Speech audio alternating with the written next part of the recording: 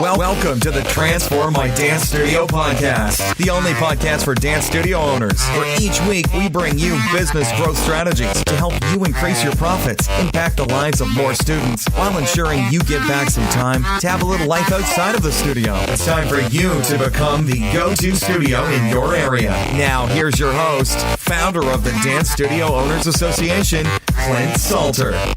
Hey there, dance studio owners. It's Clint Salter here from DSOA. Welcome to our episode this week of the Transform My Dance Studio podcast. I'm so excited to be bringing you today's guest. He is the CEO and co-founder of Viral Ideas Marketing, and they specialize in the power of creating story-based videos that go viral. I love this. I love this topic so much. And so many of you are always saying to us, Clint, how do we get more people to watch the videos that we're putting on social media, that we're putting on YouTube, that we're putting on our website? So we have the guy that is going to help you today. His name is Dave Feinman. Hey, Dave, thanks for joining us. Hey, Clint. Thanks for letting me be here. I'm excited to share a little bit about video and talk with you guys about that. Awesome. So firstly, tell us, why is video so important today? And I guess most importantly, how is it changing? Because it has changed a lot over the last couple of years. Oh my God, yeah. So number one, video is so important because any more these days, people want to see something before they buy it, and they want to understand what an experience is like before they get involved with it. So in the context of dance studio owners, in the context of owning a business like that, people want to see what you're about before they're actually going to go even leave their house to spend money. If you think about online shopping, people do things behind the comfort of their computer or on their phone. So when they're looking for something to do or buy, they want to taste it a little bit before they actually go out and purchase something. Completely. And so if we're looking at doing more video or starting video, like what should we be thinking about before we get out our iPhone? And I'm going to ask you about equipment as well, but before we get out our iPhone, what do we need to think about? Do we just point and shoot and upload it, or do we need to put more thought into it than that? Oh no, definitely not point and shoot. I mean, coming from the world, we do high-end professional video. So coming from that world and that perspective, it's important to go through some pre-production and understand, who's your audience? Like if you're a dance studio, who are you selling to? Who are the dancers that, you're going to have to connect with through the video that are going to come to your dance studio? And you want to make sure that you're doing this through some sort of emotional connection. So the biggest reason we see people fail within videos is because they're not driving, an emotional connection. One of our missions that I'd like to share with you guys is Create to Inspire, which is, the idea of making emotionally driven, audience-centric content. So when you're thinking about creating video, it's important to, first think, how are you going to drive that emotional connections? People generally don't buy something because of all the features and the benefits and the bells and whistles. They buy something because they're connected to it.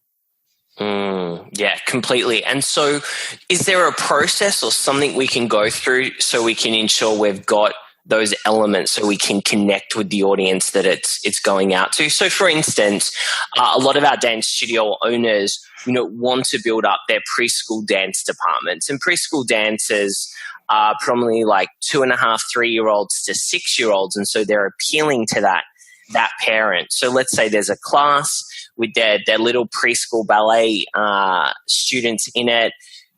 How can they kind of put some narrative, put some emotion, the things that you're talking about into a video that is going to apply for, the parents?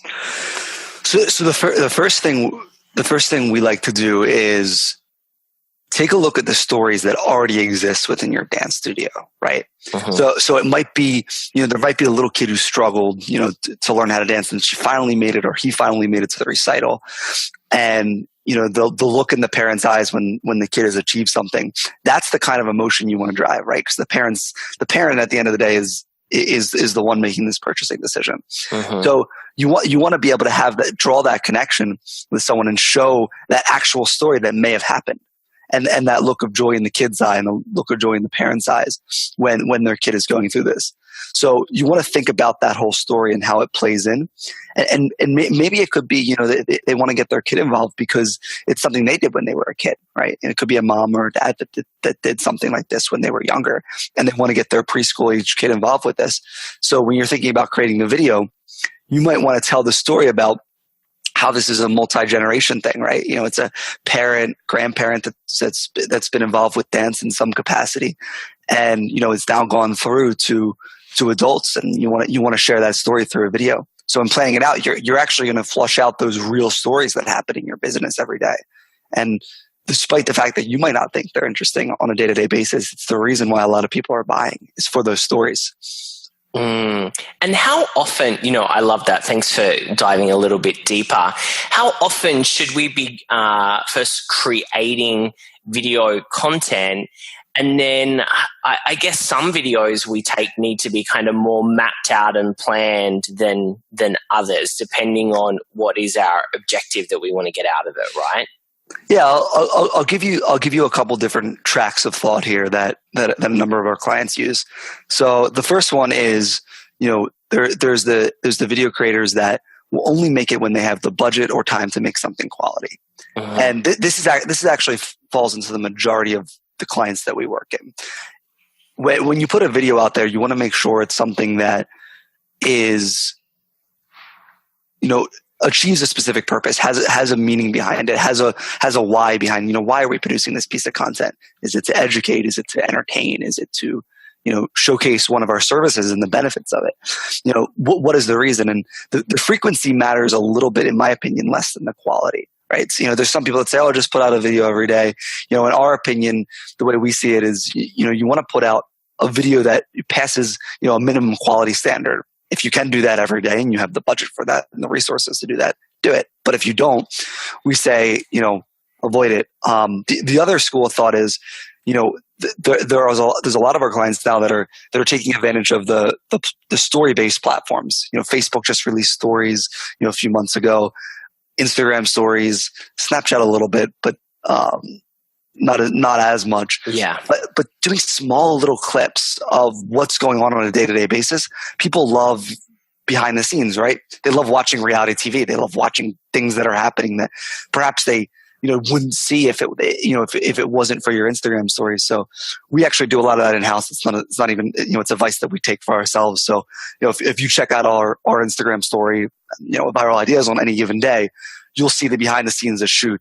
It's kind of cool here because we have all kinds of fancy equipment and toys that we get to play with, and drones. And we just did a shoot for skydiving last weekend. So there's a lot of fun things that happen here that we could show. But the same applies to a dance studio. If you nail that perfect move or whatever it might be, you might want to show that on your Instagram story so people can see what you're all about. So a couple different schools of thought here, but all kind of generally pushing towards quality and making sure you have a purpose behind what you're doing and a strategy behind it. Yeah, completely. Distribution channels for video. So you kind of talked briefly then about social media, Facebook stories, Instagram stories. When we're putting a lot of time, energy, and sometimes money into, putting together, creating this amazing video, where do we put it so that we get the most bang for our buck, basically? Yeah, so there's a couple different places that we see working really well here, and I would go with kind of the big three of right now. So the first one is YouTube, right? So this is going to be your basic. You're going to upload it onto YouTube, and the biggest mistake that we see people make when uploading onto YouTube is they upload it and they don't make a good description, they don't properly format their videos, and they don't set it up right because Google owns YouTube, so Google wants to see certain things to basically optimize the placement of your video when you put it out there. So if you don't know how to do this, either hire a professional to do it, or go Google the article on how to properly title tag and format your video. Plenty of hundreds of resources out there for if you're doing it yourself. Second would be Facebook.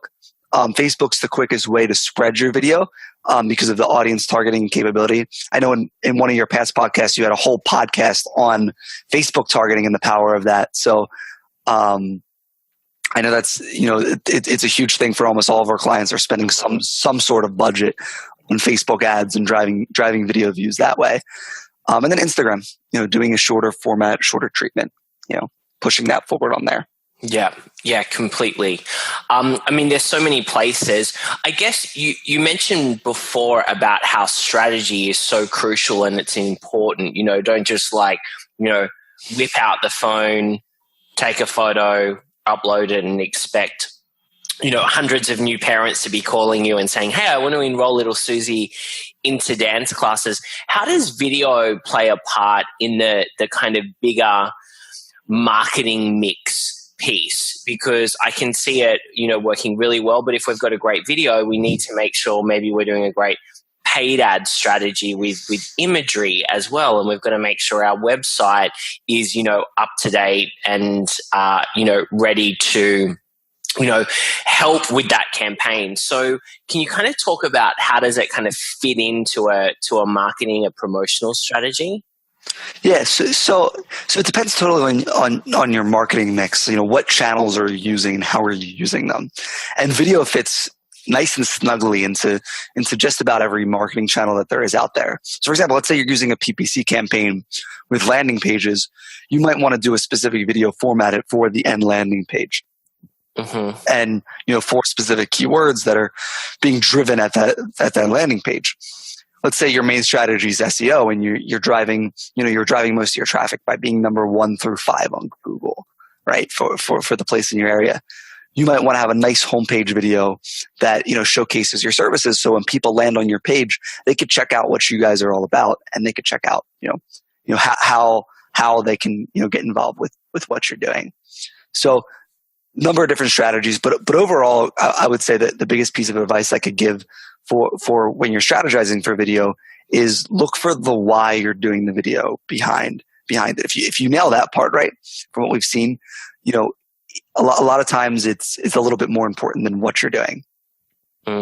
Yeah, totally. And again, guys, it's, what Dave's talking about is what we talk about a lot, which is planning, more about being proactive than reactive in every piece of your business. But for video, especially, as you can hear from Dave, it's really crucial. Now, Dave, if our studio owners don't have big budgets to be creating, hiring production companies or people to come in and film, what's some of the technology that they can use, themselves that give them a good quality video piece?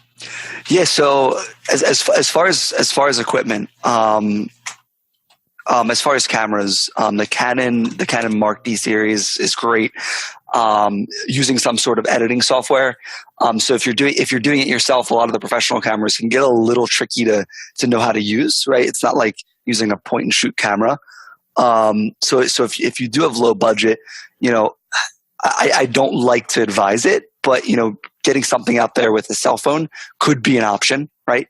The iPhones nowadays do shoot in nice quality, but one of the most important things too is editing as well. So it's not enough to just shoot a great video, but you also have to put it together in a nicely edited format. So if you don't have the budget maybe to hire a shooter and an editor, perhaps you can take advantage of maybe using trying to do it yourself with a camera, purchasing the camera.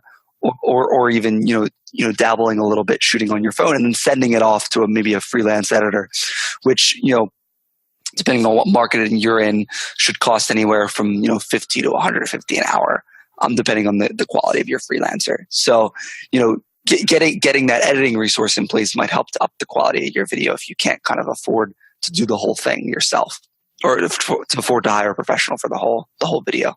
Yeah, completely. What are some of the mistakes? I'm sure you're seeing a lot of video. We're all seeing great video and bad video on social media every single day. What are the mistakes that people make when they're, getting someone in to shoot video? And on the flip side of that, what are the things that make us stop, scrolling through our social media feed and actually pay attention to something? Yeah, those are great questions. So the biggest mistake I would say people make is not planning, number one, and then also not trusting the professional they're working with. So a lot of times, especially when we're working with creative clients, we've as professionals, or if you're hiring someone locally, a lot of times, you have an idea in your head that you want to execute it. And the professional, if you're hiring the right person, we've done close to 500 videos. So we know what works and what doesn't. And a lot of times when clients try to, and when people try to get in the way of their provider or the person that kind of is the expert in something, a lot of times that interferes with the end quality and the end result of the video. So I would say just kind of trusting the expertise of the people you hire is kind of one of the biggest mistakes we see people making. And then also not planning enough, right? A lot of times people say, "Oh, just show up with the camera," and it's really not that simple because there's a lot of components that go into creating the video. From a call sheet to the outline to the script. Pretty much there's a number of procedures in place that as a professional someone should go through to create a video. And even if you're doing it from an amateur perspective, you should go through some level of planning. So if people aren't doing that, then you're missing out on a really good end result.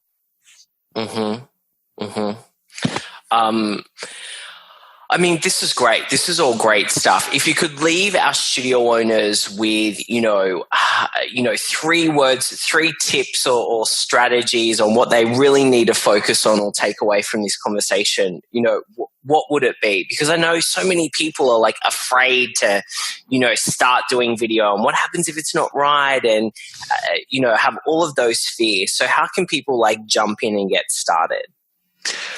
Well, I would say, the first thing would be plan. If you're going to do a video, start planning. And if you don't know how to plan, I'm available as a resource to kind of help you plan for your video. Think about it. Even if you're doing it yourself, happy to lend a hand. The second part of that would be, beyond planning. If you're going to be on camera, a lot of our clients, the first time the camera pops on, even though you're on cell phone camera doing Snapchats and Instagram stories, it's a lot different when there's a professional camera there with lights in the back and, the slate comes on and then, the director says action. It's a lot different. So, being that a lot of the dance studio owners have been on stage before, it might be a little different, but, getting yourself a certain level of comfort on camera is I would say the second most important thing for getting started. If you have some level of fear of that, just kind of pushing through that and, knowing that, you help people and encourage people to be on stage every day should probably help you get through that. And I would say that the third thing is if you're going to do it and you want to do it right, work to hire the right professional that has the right vibe for you. Just like there's a lot of dance studios out there, there's a lot of different video providers out there. There's freelancers that do it at a lower cost, and there's professionals, and there's higher end places like what we do to get it done in a more professional in a way that's a little bit higher end. So lots of options out there. Just make sure you select the right one for you, and there's really no wrong way to necessarily choose that provider, but there's definitely has to be a right way for you. I love it. Love it. Great goal to leave us with. Hey, Dave, where can our studio owners go for more details about what you guys are up to at Viral Ideas Marketing? Sure. So our website's viralideamarketing.com.